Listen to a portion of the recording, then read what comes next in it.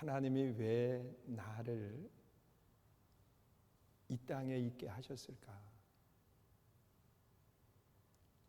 그것은 사랑받고 사랑하게 하기 위해서 하나님이 이 땅에 우리를 있게 하셨습니다. 믿으세요? 지금은 고인이 되었지만 전 체육부 장관을 지냈던 이영호 씨의 책에 보면 그런 이야기를 해요. 인생이란 예행 연습이 없는 마라톤이다. 그 책에 보면 남을 돕지 않는데 왜 살아야 되는지, 남을 돕지 않는 것은 삶의 이유가 없다고 그렇게까지 표현을 합니다. 그가 병원에 입원해 있을 때 의사가 강연을 하는데 그런 이야기를 하더라는 거예요. 남을 돕지 않으려고 하면 왜 사냐?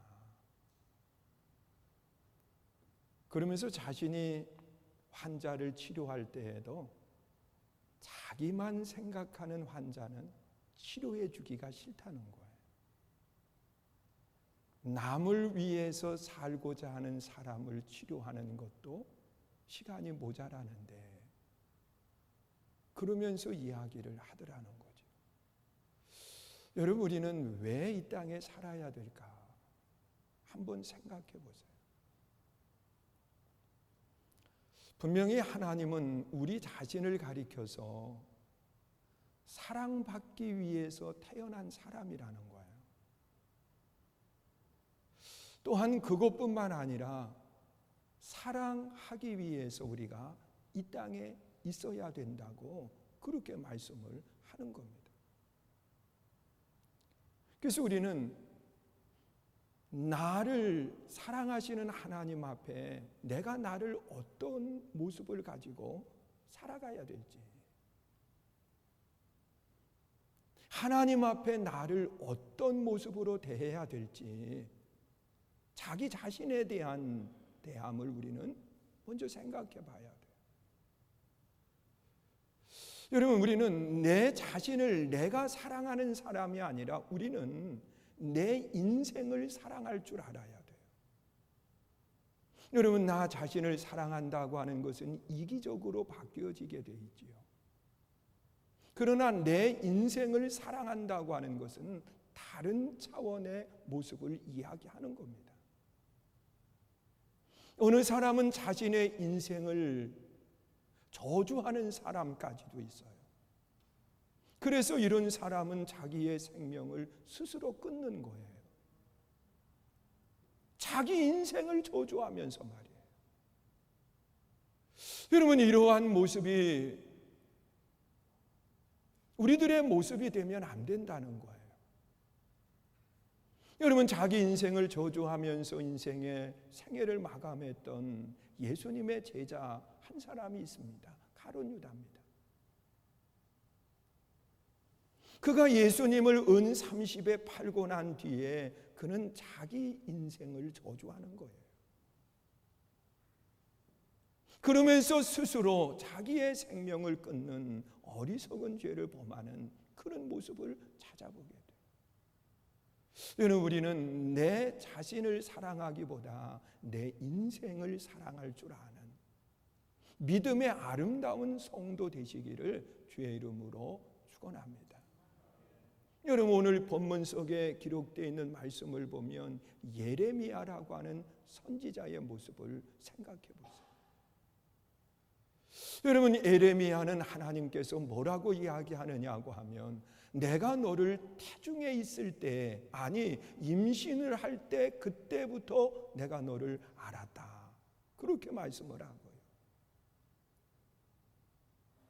너의 모든 것을 다 하나님이 알고 계시다고 그렇게 말씀을 하는데, 이 예레미야의 삶의 모습을 보면 그는 참 어려운 시대 속에 고난을 겪으면서 생활을 합니다.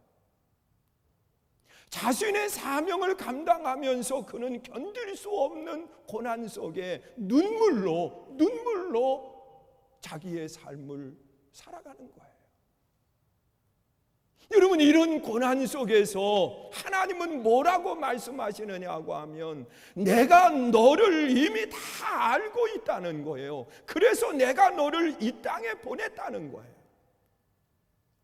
그러니 너는 내 인생을 저주하지 말고 왜 나는 이런 고난과 이런 어려움 속에 사느냐고 내 스스로를 학대하지 말고 내 인생을 사랑하는 사람이 되어라. 그렇게 말씀을 해요.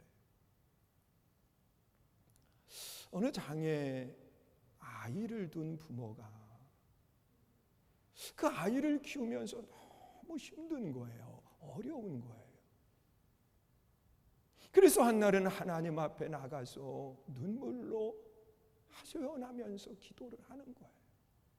하나님, 왜 내게 이런 어려운 일을 맡겨주셨습니까? 견딜 수 없습니다. 그러더니 하나님이 그에게 하시는 말씀은 내가 오랜 시간 동안 이 아이를 사랑으로 돌볼 수 있는 사람을 기다렸다는 거예요. 정말 오랜 시간 동안 하나님이 이 아이를 사랑으로 돌볼 수 있는 사람을 기다렸는데 그가 바로 너라는 거예요. 여러분, 이 말을 들었을 때 하나님이 나를 미워서 하나님이 나를 버리기 위해서 이 고난의 어려움을 만나게 한 것이 아니라 하나님이 나를 기다려주셨구나. 나를 사랑하시는 거로구나. 그러면서 정말 그 아이를 사랑을 가지고 더 큰 사랑으로 그를 양육하고 키웠다고 하는 그런 이야기를 하고 있어요. 여러분, 우리는 힘들 때에 하나님이 나를 버리지는 않았을까? 왜 하나님이 이 고난과 어려움 속에 나로 하여금 생활하게 할까? 그러면서 원망하고 내 인생을 저주하는 그런 모습들을 보게 되거든. 아니라는 거예요. 하나님이 사랑한다는 거예요. 여러분, 예수님의 모습을 우리 한번 생각해 보세요. 여러분, 예수님은 하늘 보좌를 버려두고 인간의 몸을 입고 이 땅에 오셨어요. 그리고 예수님이 맡은 사명은 뭐냐고 하면 십자가의 고난 속에 죽는 겁니다. 여러분, 하나님과 예수님의 관계를 생각해 보세요.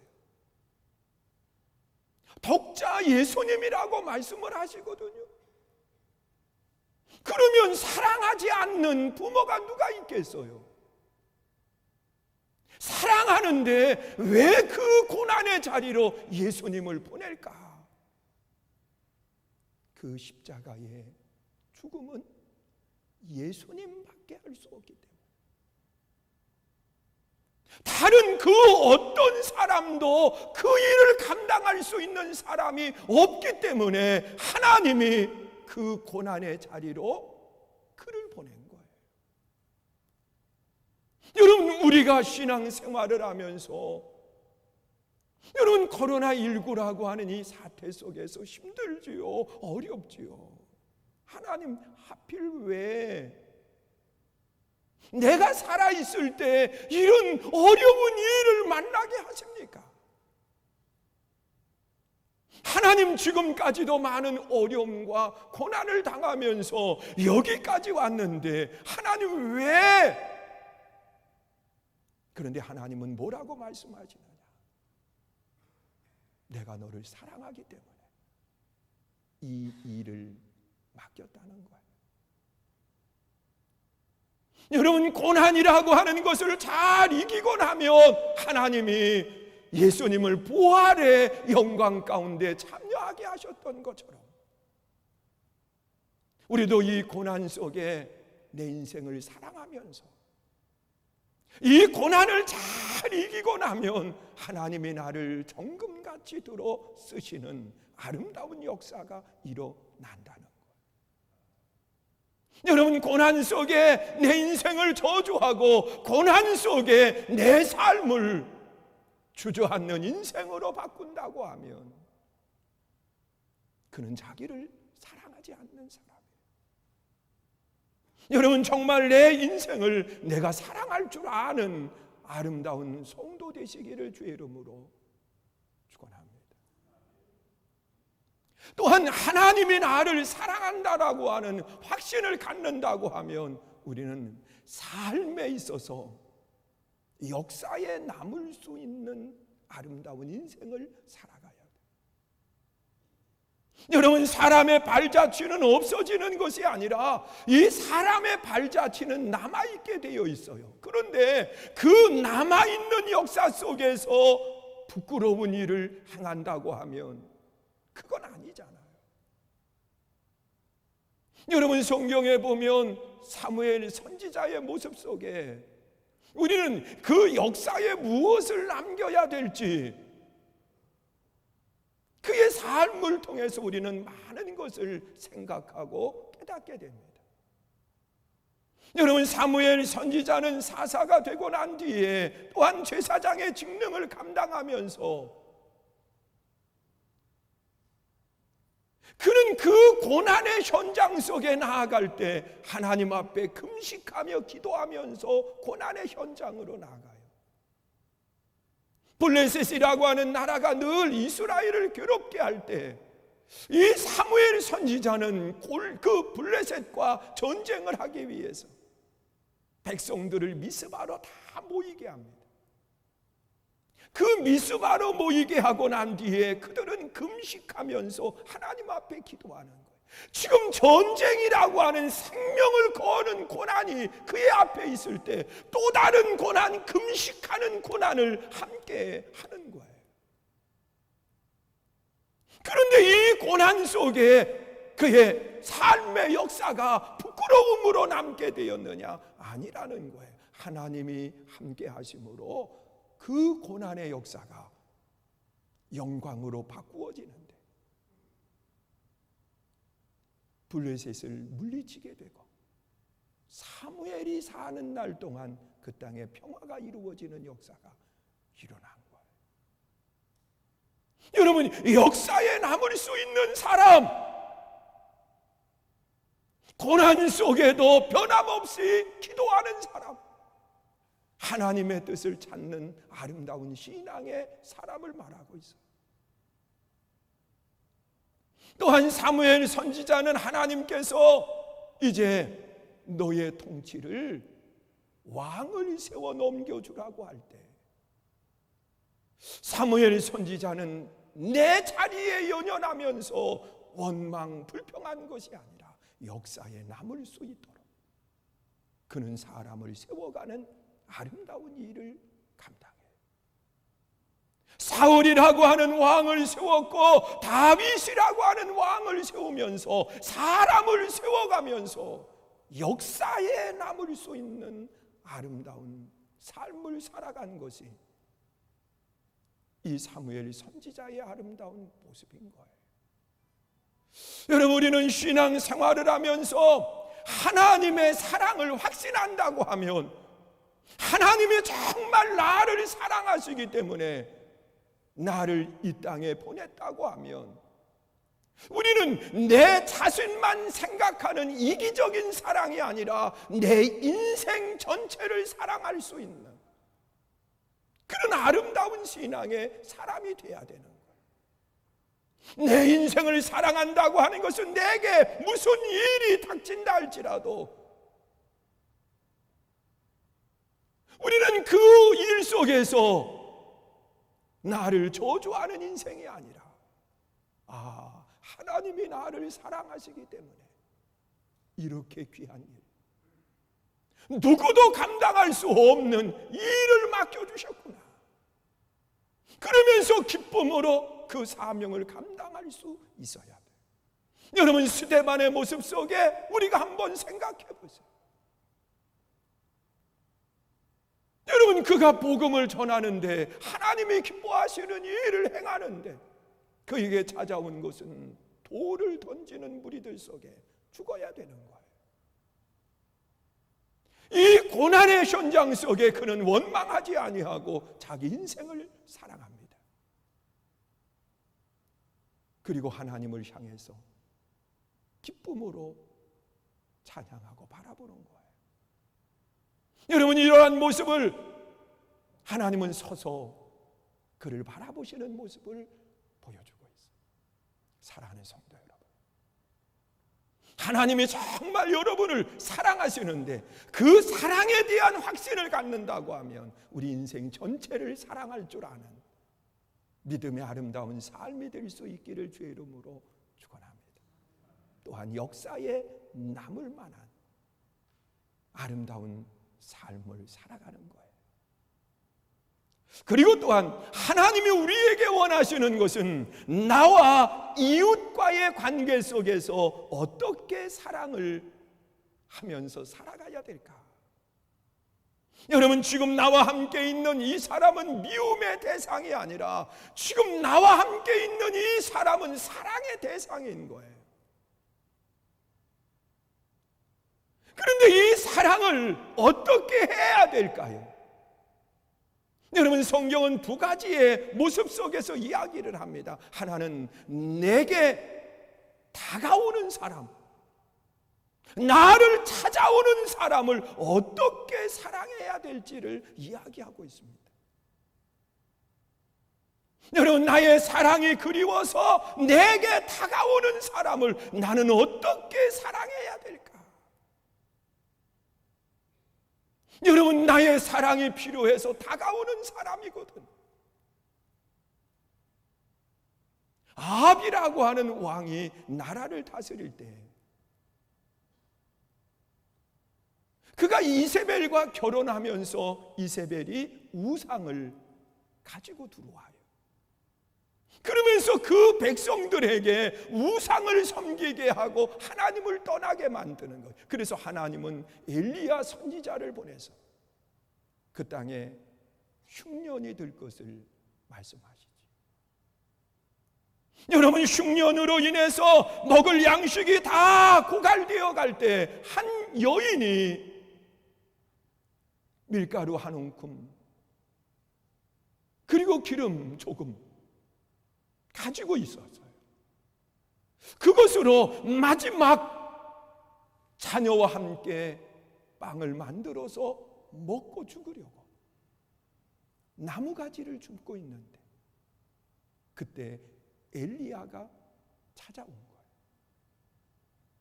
거예요. 이 여인을 찾아와서 사랑을 달라는 겁니다.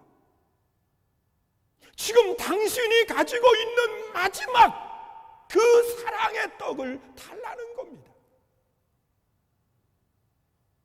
그때 그 여인은 자기의 모습을 이야기하면서 마지막 이것을 가지고 떡을 만들어서 자녀와 함께 먹고 죽으려고 하는 겁니다.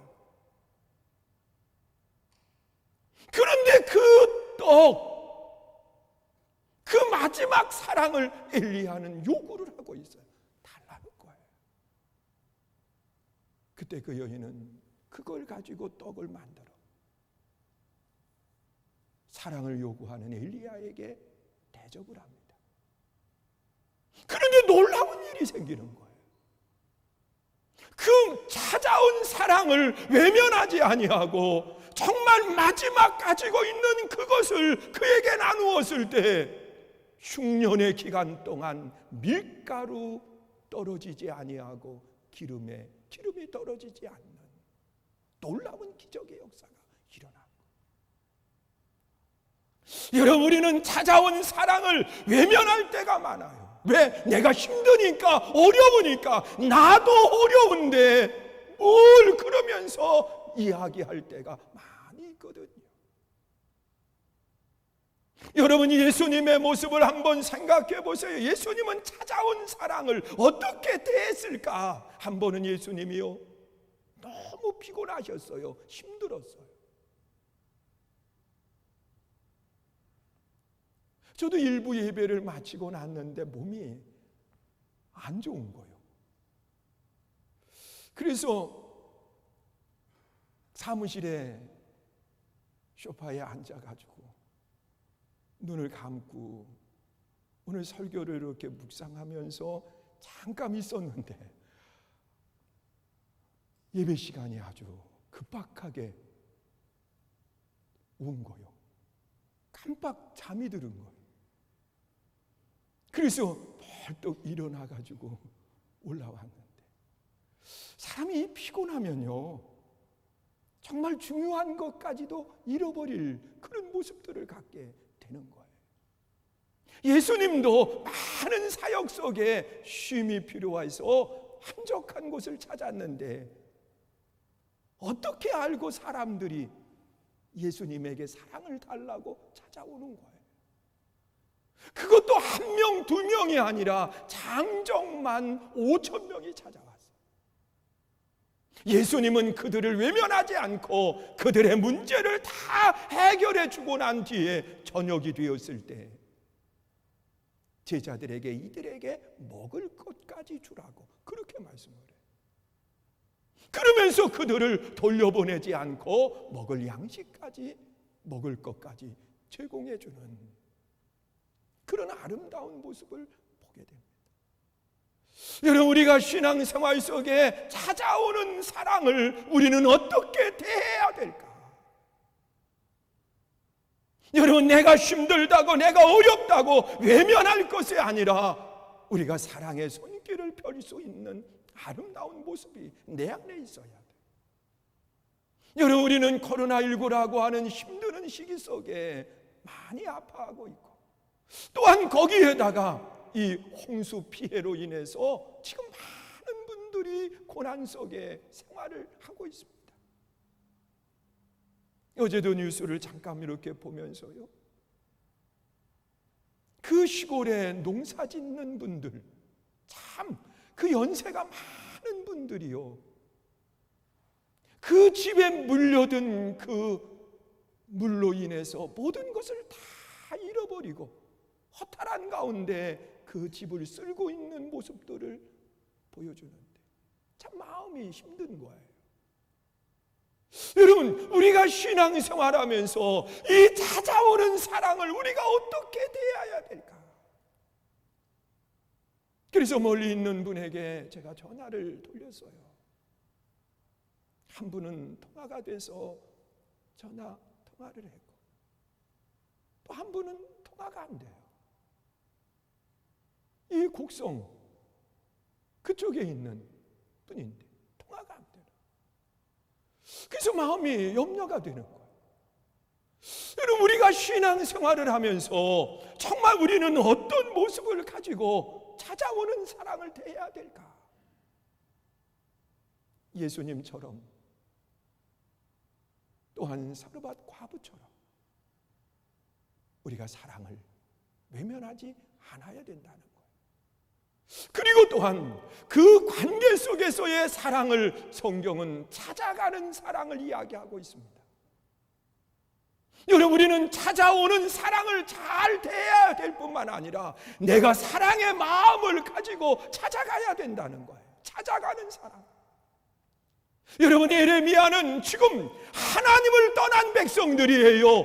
눈물로 호소를 해도 받아들이지 않는 백성들이에요. 도리어 그를 때리고 그를 감옥 속에 쳐놓고 그러면서 많은 어려움을 만나게 하는 그들이에요. 그런데 그들을 예수님은 예레미야는 어떻게 하느냐고 하면 끝까지 찾아가요.